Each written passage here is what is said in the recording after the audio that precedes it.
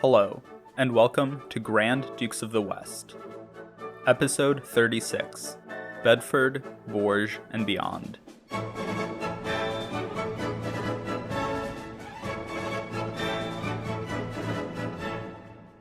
The king is dead. Long live the king. But now the big question is, which king? With Henry V of England and Charles VI of France dead within weeks of each other, the rival claims to succession that we covered in the last episode are now rival claims to the throne. And now, as we enter a new phase of the 100 Years' War, we should briefly review the political geography of the conflict. Lancastrian France could be roughly divided into three categories. The first of these were the lands conquered by Henry V before the Treaty of Troyes, known as the Pays de Conquête. This was mostly the Duchy of Normandy, but also included several lands on its border, such as the Duchy of Alençon, the County of Perche, part of the County of Maine, the Vexin, and some territories in the Ile-de-France.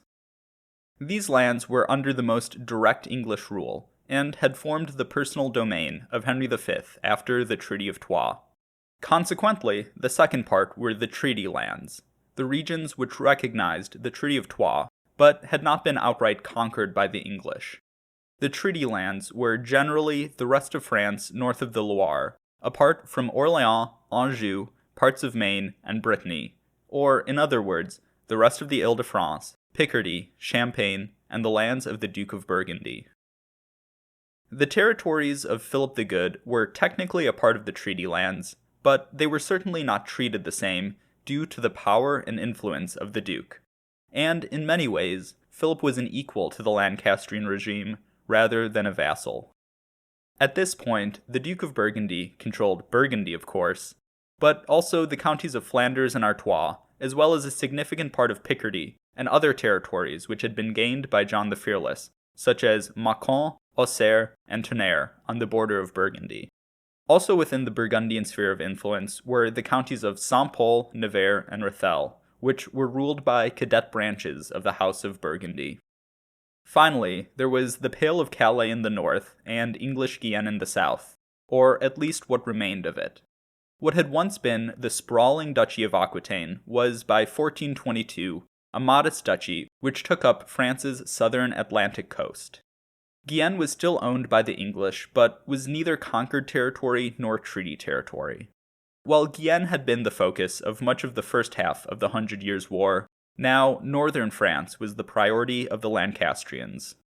Campaigns both into and out of Guienne would still occur, but the duchy was far from the rest of Lancastrian France, and was surrounded by stridently Dauphinist territories.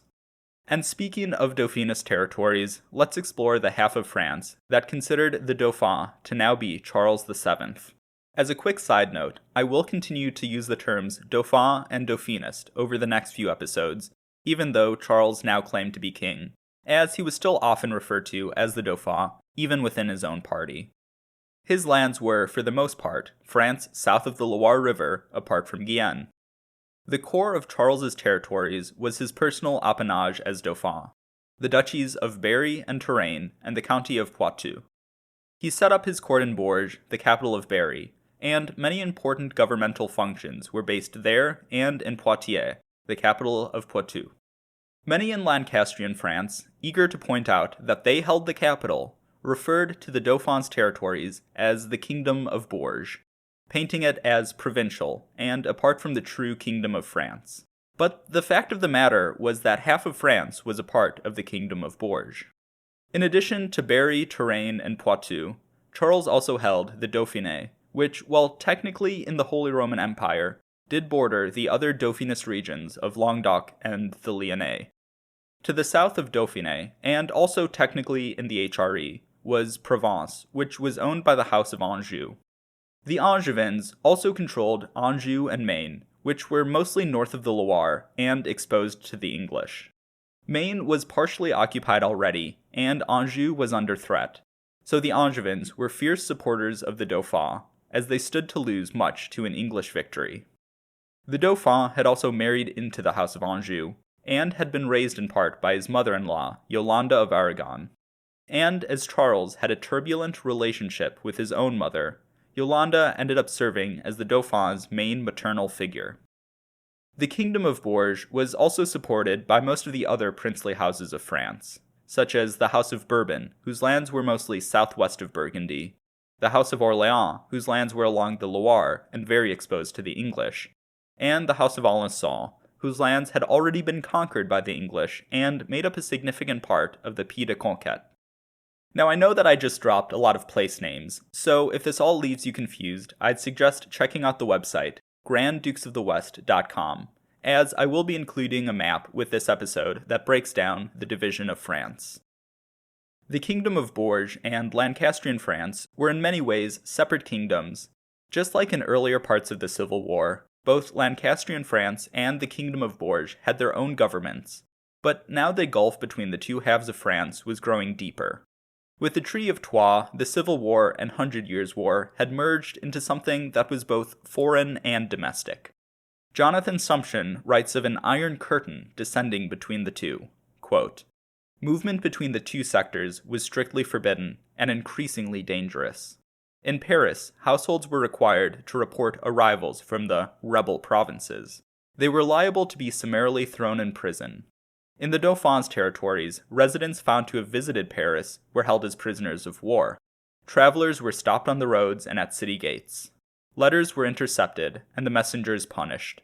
Priests, who could sometimes count on a measure of immunity, carried messages in their heads, often accompanied by some sort of token which would be recognized by the recipient.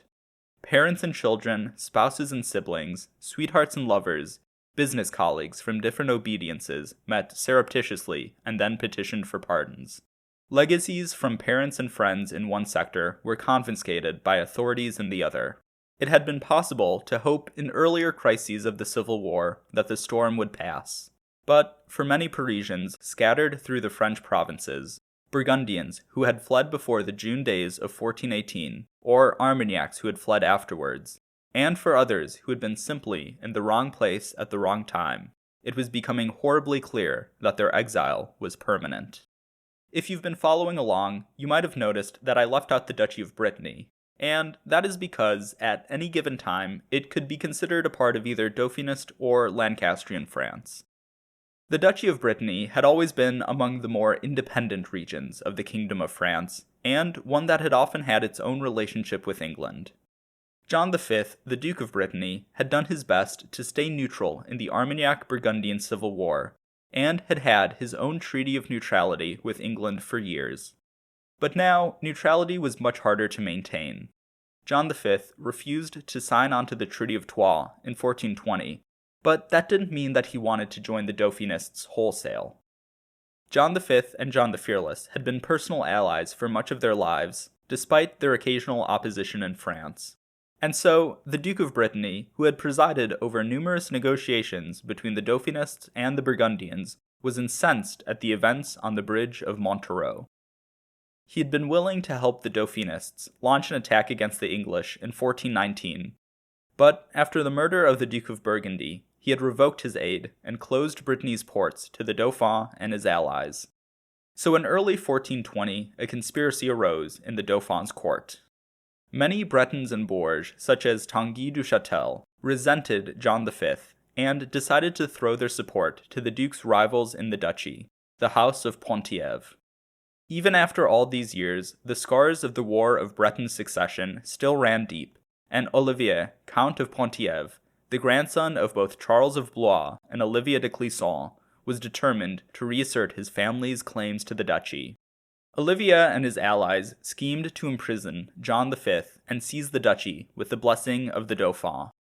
While the first part of their plan went off without a hitch, most of Brittany was outraged at the imprisonment of their duke and refused to follow the House of Penthièvre.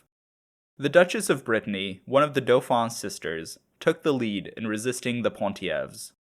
She ordered the confiscation of the county of Penthièvre and summoned the military nobility of the duchy to carry out the order.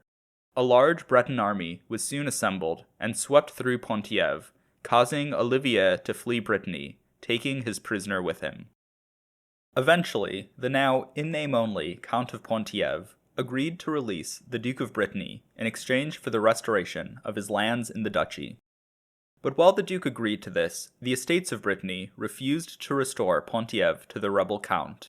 John V returned to Brittany, while Olivier and his family left the duchy for their other lands. Through his support of the House of Ponthièvre, the Dauphin made several enemies in Brittany and pushed the strategically important duchy further towards the Anglo-Burgundians. While the struggle for Brittany was ongoing, Henry V had been convinced to release Arthur de Richemont, a brother of John V, from his captivity. Richemont had been in England since his capture at the Battle of Agincourt, and Henry hoped that he would be able to turn Brittany towards the English. However, Richemont's release wasn't finalized until after John V returned to Brittany, and so Arthur would not end up serving as the duchy's regent as the English initially planned. That being said, as part of the terms of Arthur de Richemont's release, he agreed to fight alongside the English.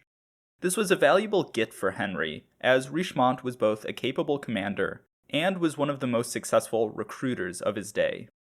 Arthur was always able to raise a regiment or two of Breton soldiers when the need arose, and now this was put to work on behalf of the English, who always seemed to be a bit short on manpower. But while Arthur de Richemont was a firm English partisan, at least for the time being, John V was more wishy-washy. Although he had aligned himself with the English following his return to Brittany, after his tempers cooled, he returned to his attempts at neutrality.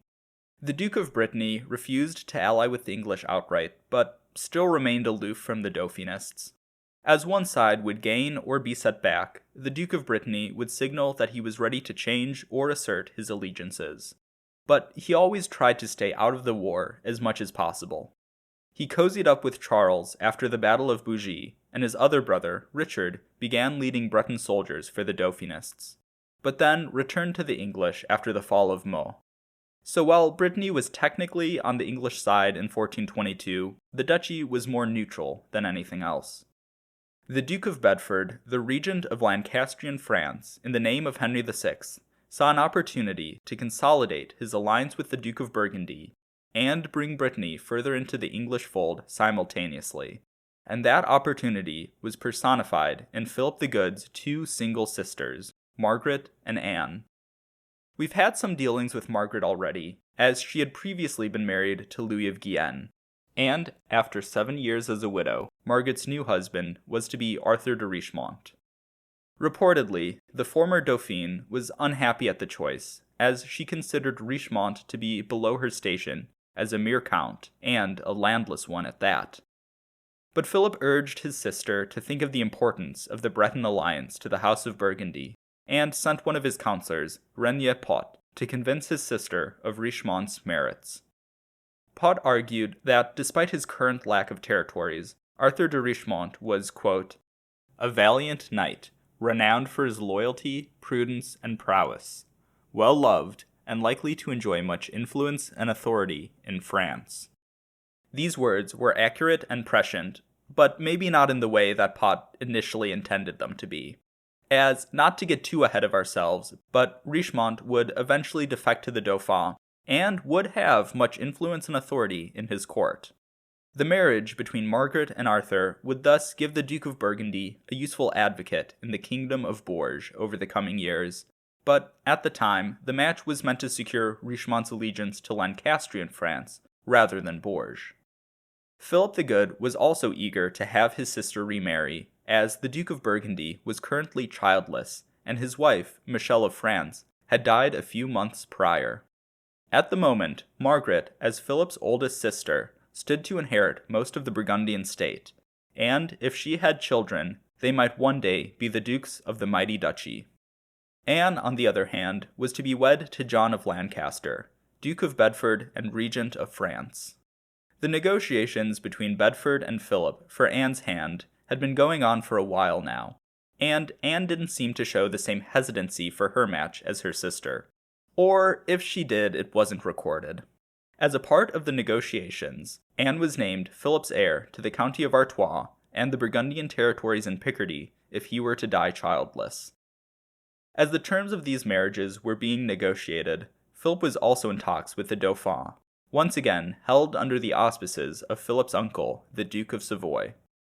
These talks were a real threat to the English, as Philip's support was a major basis of their power in France, and the Duke of Burgundy had many reasons to abandon the English after the death of Henry V. As the years went by, the initial shock, horror, and rage stemming from the assassination of John the Fearless began to fade, and other concerns began to take precedence. Of course, any peace between Philip and Charles would have to include the dismissal of the officers involved with the murder, and measures of official penance. But it did seem that Philip was at least open to the idea of accepting Charles as king, even if he didn't like it. In part, this is because Philip the Good was self-consciously a French prince, and even though Henry VI was a grandson of Charles VI, and the Lancastrian French administration was jumping through hoops to portray itself as French and hire French officers and functionaries, there was always some element of foreignness to it. But while this nascent patriotism was somewhere in Philip's head, material concerns were the larger issues. For one, war is expensive, and Philip the Good no longer had the access to the French treasury that his father and grandfather did, so large campaigns threatened to ruin the finances of the Burgundian state. The Duke of Burgundy did manage to get the Lancastrian regime to reimburse him for his campaigns most of the time, but they were still a drain on the Burgundian treasury. Moreover, as Philip officially recognized the English government in Paris to be the true royal government, the usual struggles between the crown and the great lords arose. There were other disagreements about Philip's commitment or lack thereof to the war effort, and some minor territorial squabbles, but the most annoying thing to the Duke was the tenacity of the Paris Parlement. The Parlement, the royal high court of France, had the right to act as the court of appeals for any judgments made in its jurisdiction, which included the Burgundian French lands. As the Duke of Burgundy sought to increase his power in his own territories, and the territories which had been given to him in the Treaty of Troyes, both de jure and de facto, those who resisted him could often appeal to the Paris Parlement. Richard Vaughan writes, quote, "With his allies the English in control of Paris, Philip may have hoped to find support in the Parlement there for his encroachments on royal jurisdiction, not to mention favorable treatment in the litigation in which he was constantly involved. But the Parlement resisted his attempts to usurp royal rights, especially in the territories ceded to him by the English. Moreover, its attitude insofar as ordinary litigation was concerned was uncompromising, and the ducal procurer and solicitor des causes there were kept as busy as ever. Far from benefiting from the English occupation of Paris, Philip seems to have had more trouble with the Parisian lawyers than either of his predecessors. While the English permitted Normandy to be withdrawn from these irritations, Burgundy and Flanders continued to suffer them. Additionally, two other issues began to drive a wedge between Philip and the English.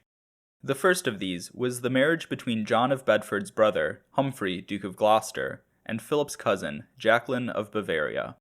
Our next two episodes will be focused on the pair, so all I'll say for now is that the match severely threatened Philip's interests in the Low Countries.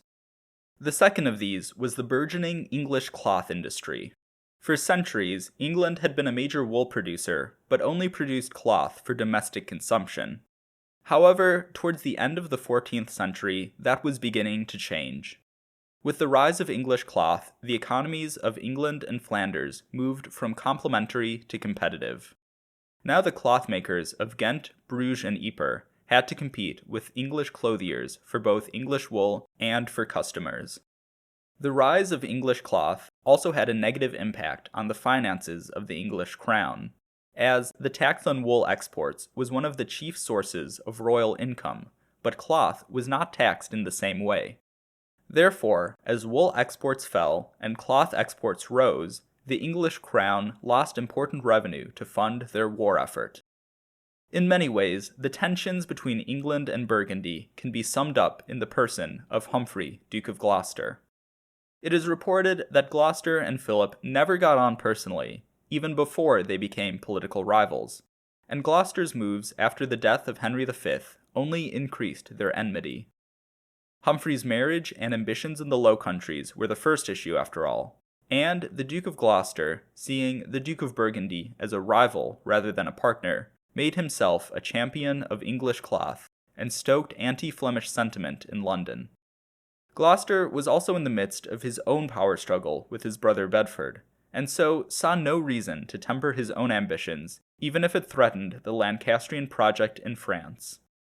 And so, when the Duke of Bedford learned of Philip's talks with the Dauphin, he hastened to finish up the marriage arrangements to secure the Burgundian partnership before his ally could desert him. But while Philip the Good always kept some level of diplomatic contact with the Dauphin's court going, John of Lancaster didn't have too much to worry about, as these talks only ended up securing a regional truce for the southern flank of Burgundy and the Auxerrois and the county of Nevers in the west. Despite his growing disenchantment with the English, Philip considered himself bound by the Treaty of Troyes, as he had sworn not to make a peace deal with the Dauphin without English consent. The Duke of Burgundy was a wholehearted believer in the chivalric ideal of honor, and so he refused to break his oath by agreeing to a peace to which the English were not party, at least at the moment. And while the Duke of Burgundy made sure to kindle connections in the Dauphin's court, his interests were still well served by sticking with the English. However, the regional truce would prove to be quite beneficial to both the Burgundians and the Dauphinists, and marked Philip's slow but steady movement away from England and towards France. For the Dauphin, not having to guard his Burgundian flank meant that he could focus more of his manpower on the English, while for the Duke of Burgundy, the truce meant the end of raids coming from his borders, or from the handful of Dauphinist garrisons in his territories. Much to Bedford's annoyance, this truce would not lead to the reassignment of many Burgundian companies to other frontiers between Bourges and Lancastrian France, as Philip was doing his best to minimize his commitment to the English war effort by this point. But in early 1423, Philip ended his talks with the Dauphin and married his sisters to secure his alliances with England and Brittany, so the Duke of Bedford couldn't have been too annoyed with him. The marriages were proclaimed at Amiens in Picardy, and along with the marriages came the alliance. The Treaty of Amiens officially brought Brittany into the English fold, and John V finally swore to adhere to the Treaty of Troyes. However, the Duke of Brittany would prove to be just as fickle as an ally as he was as a neutral party. Even at Amiens, Philip the Good and John V entered into secret talks to discuss a possible reconciliation with the Dauphin. And after Amiens, John V's material contribution to the English cause remained at the bare minimum. But this conference was still a win for Bedford, and the marriage between him and Anne of Burgundy was reportedly a happy one, which kept the Burgundians on side for the rest of Anne's life. After the conference at Amiens broke up, Bedford returned to prosecuting his war against the Dauphin. His targets were the remaining Dauphinist strongholds in the north, but these campaigns spread out and diluted the English military might, so no significant fortresses changed hands in the first half of 1423. As the English were carrying on their minor sieges and campaigns, the Dauphin planned a major offensive to seize the initiative for once. The Earl of Buchan, the victor of Bourges, and Charles's Constable of France led the army of Scotland across the Loire in late June with the goal of relieving the Dauphinist garrisons resisting the English in Champagne, and then going on the offensive. However, Buchan got distracted by the town of Cravant, which was in the Auxerrois and technically covered by a truce at the moment. Buchan was convinced to besiege Cravant by a Dauphinist mercenary captain who had recently been booted from the town, and lured by tales of an easy victory, the constable decided to bite and began a siege of Cravant. The Duke of Burgundy was currently in Flanders, but his mother, Margaret of Bavaria, who was still Philip's representative in the two Burgundies, began preparations for the relief of the town, and sent word to her son and the Duke of Bedford requesting military assistance. Margaret gathered an army of 1,000 to 2,000 Burgundian men-at-arms to be led by Jean de Toulonjon, the Marshal of Burgundy. The Burgundian army was soon reinforced by an English one of 500 men-at-arms and 2,000 longbowmen, led by the Earl of Salisbury, he of cafeteria steak fame. While Bedford's forces were spread thin at the moment, he really couldn't afford to lose the Burgundian alliance, and so broke off one of the many ongoing sieges in Champagne to send help. In fact, the very siege that Buchan was on his way to relieve before he got sidetracked at Cravant. The Anglo-Burgundian force rendezvoused at the town of Auxerre in late July and left to face down the Dauphinist army at the end of the month. Meanwhile, the Earl of Buchan had been reinforced and now led an army around 7,000 or 8,000 strong. Both armies faced off on opposite sides of the Yonne River and waited for the other to attack. English archer fire and Burgundian artillery barrages opened the battle and immediately caused chaos in the Dauphinist ranks. As the Scots and French were distracted by the oncoming fire, one group of English men-at-arms advanced across a bridge over the Yonne, while another waded through a shallow portion of the river. Once these bridge heads on the Dauphinist side of the river were established, the rest of the Anglo-Burgundian army charged at the enemy. Seeing the tide turn in their favor, the Burgundian garrison in Cravant left the city and attacked the Dauphinists in the rear. The attack from Cravant broke the Dauphinist army, and before long, the battle had turned into a slaughter. Many Dauphinists did manage to get away, but around 2,500 were killed in the battle and pursuit, while hundreds more were taken prisoner, including the Earl of Buchan himself. The victory removed the threat of a Dauphinist offensive, but the threat of the garrisons still remained. Furthermore, the Earl of Buchan had broken the truce covering Philip's southern domains when he besieged Cravant, so now the Burgundian-held bailiwick of Mâcon and the county of Charolais were being attacked.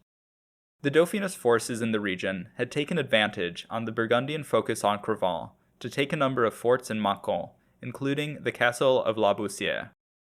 Fresh off his victory, the Marshal of Burgundy went to take back these forts, and he was largely successful. Most of these garrisons surrendered upon the approach of the Anglo-Burgundian army. When the Marshal approached La Boussière, the commander of the Dauphinist garrison agreed to a conditional surrender, as had many of the other garrisons thus far. When the Marshal entered the castle to finalize the terms, he was seized and his forces were ambushed and massacred. While this was a setback for the Burgundians, and it would be another year until they retook La Boussière, it was not a disaster. Jean de Toulangeau's brother Antoine was named Marshal in his stead, and he continued the work of steadily pushing the Dauphinists out of Mâcon, and by the end of 1423 they only held 2 fortresses in the bailiwick. The other big development for Burgundy in 1423 came at the end of the year, when a company of Burgundian soldiers and allied mercenaries managed to surprise and retake the town of La Charite in Nevers.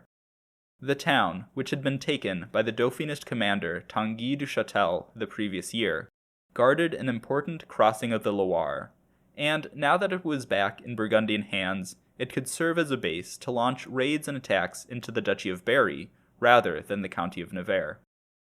There were other victories in late 1423 and early 1424, such as Jacques d'Harcourt agreeing to a conditional surrender for Le Crotoy. But in all, the English army was spread too thin to push a major advance after the victory at Cravant. Still though, by the beginning of spring 1424, most of the Dauphinist garrisons in the north had finally been dealt with. Philip's role in these campaigns was quite limited, but John of Luxembourg did lead an army from Picardy and Artois in support of the English efforts. Once more, as his garrisons in the north faltered, the Dauphin was planning a major offensive. While the army of Scotland had been battered at the Battle of Cravant, support for the Dauphin in the Kingdom of Scotland was still strong, and Scottish soldiers trickled into Dauphinist France throughout the rest of the year. By the end of May 1424, he had assembled the largest army that the Kingdom of Bourges had seen in many years, or would see for many more. Between the new Scottish troops, soldiers from the Kingdom of Bourges itself, and mercenaries from Italy and Spain, Charles managed to gather an army of between 12,000 and 13,000 men. As the Duke of Bedford watched this army coalesce, he was faced with the possibility of desertion from his own allies. The tensions caused by Humphrey of Gloucester were only getting worse, and for the Duke of Burgundy, always one to hedge his bets, the idea of facing down this huge Dauphinist force was distasteful. He flat out refused to supply soldiers for the coming battle. The Dauphin's plan was to attack Normandy, the heart of the English occupation. Therefore, the Duke of Bedford called on the military nobility of the duchy to come to his aid. Still, though, his force was majority English. In the end, he gathered around 1,800 men-at-arms and around 8,000 archers to face the Dauphinist onslaught. The armies met at Vernuil, on the border of the Duchy of Normandy and the Ile-de-France. The battle began with a cavalry charge. The Dauphinist cavalry attacked both wings simultaneously. The wings were mostly made of English archers who were ill-equipped to deal with such a charge, and the Dauphinists immediately gained the upper hand. The English line was about to break up, and many archers did break and flee at this point, but the rest regained their footing as the cavalry lost their momentum. The archers who had not fled the field regrouped and began a barrage of heavy arrow fire as the English men-at-arms began a slow but steady advance. The cavalry, now exposed to the arrows, retreated, straight into the advancing French and Scottish lines. Nevertheless, both the English and the Dauphinist forces continued their advance until they met in a brutal melee. But after an hour, it was the army of Bourges that began to retreat. As gaps began to form in the Dauphinist lines, the English cavalry unleashed a devastating charge of their own that routed the army and turned the piecemeal retreat into a mass retreat, and consequently, a mass slaughter. Over 7,000 Dauphinist soldiers died at Vernuil, including almost all of the army of Scotland. The Earl of Buchan, who had been ransomed after Cravant, died at Vernuil, as did many other important commanders in the Dauphin's army. While Vernuil is not a household name today, at the time it was hailed as a second Agincourt, and this one was even bloodier than the first. No quarter was given at the Battle of Vernuil. This battle was more consequential than Cravant, in part due to the exhaustion of the Kingdom of Bourges' military resources, and in part because Bedford kept the initiative after his victory. Almost all of the remaining Dauphinist garrisons in the north were now taken, and preparations were made for a major offensive into the Angevin county of Maine. Philip was in Burgundy when he learned of the Battle of Vernuil.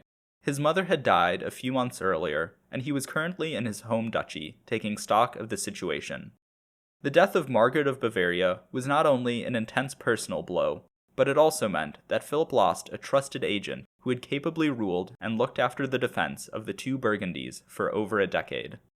The Duke of Burgundy decided to go on the offensive himself once he heard of the victory at Vernuil. There were still a handful of Dauphinist garrisons in his territories, and those needed to be dealt with. Philip, along with the new Marshal of Burgundy, Antoine de Toulonjon, and an English commander, finally exorcised the Dauphinists from the two Burgundies and their dependent territories. Not long after, Philip the Good was once more in talks with the Dauphin to re-establish the local truce which had been broken at Cravant. The Duchy of Burgundy, the counties of Charolais and Nevers, and the bailiwick of Mâcon were once more protected from encroachment. While this truce was technically a temporary one, it would be renewed time and time again. We're going to leave the 100 Years' War here for a bit, with the English victorious, the Dauphin reeling, and the two Burgundies at peace. Next time, we're going to move into the Empire, to catch up with the struggle between Jacqueline of Bavaria, her repudiated husband, John IV of Brabant, and her uncle, John the Pitiless. And we're finally going to see how Humphrey was alienating Philip the Good and causing such a headache for his brother, the Duke of Bedford.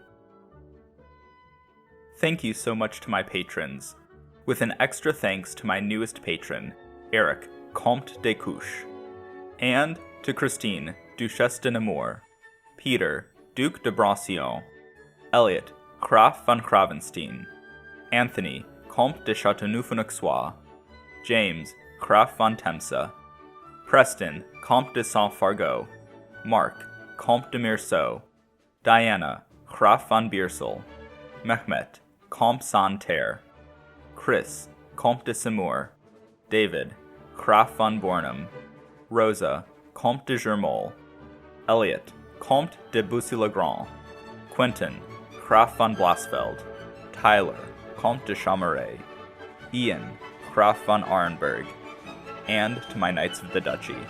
If you want to join them, you can at patreon.com/ValoisBurgundy. If you want to support the podcast in other ways, you can do so by leaving a review on your podcast app of choice and telling your friends about the show. Both really help to grow the show and will earn you my everlasting appreciation. If you want to keep up with the show, you can follow me at Valois Burgundy on Twitter or Blue Sky, or find Grand Dukes of the West on Facebook.